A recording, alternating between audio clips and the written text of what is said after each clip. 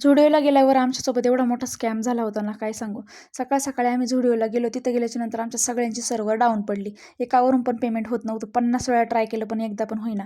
नशीब कल्याणी का ₹200 होतं ते दिलं आणि आमच्या जीव आला. असं वाटलं होतं नसतं आलं तर परवडलं असतं. फायनली आम्ही आतमध्ये आलो आणि इथं आल्याच्या नंतर ना आम्ही एवढी फळं पाहत होतो ना, काही तर आम्हाला ओळखीची पण वाटत नव्हती. म्हणलं ही पण बाबा फळं आहे असं आम्हाला कळालं. सफरचंद तर एवढे महाग होते. बापरे, म्हणलं आपलं नॉर्मल मार्केटमध्ये घेतलेलं बरं. इकडं भांड्यांच्या सेक्शनला गेले. जसं काही मी संसारिक बाईक झाली. म्हणलं एवढं चहाचं मोठं पातेलं आहे, त्याच्यामध्ये आपल्या सगळ्यांचा एक ग्लास पिताना एवढा चहा होईल. इकडं पाहू शकता तुम्ही, मुलींना तर एवढा धिंगाणा केला होता आणि जिकडं बघा तिकडे चपलाच. हे ड्रेस पाहिला तर एवढा महाग होता ना, म्हणलं इकडं वर्षभराचे कपडे घेऊन होईल. नको बाबा, मॉडेल म्हणलं लय महाग आहे, चला आपलं.